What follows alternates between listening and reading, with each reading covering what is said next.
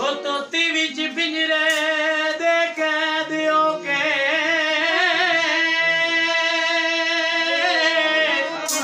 ते पढ़दी रही है मुदत निशाद कलमा आखे क्यों है पिंजरा टुटदा नहीं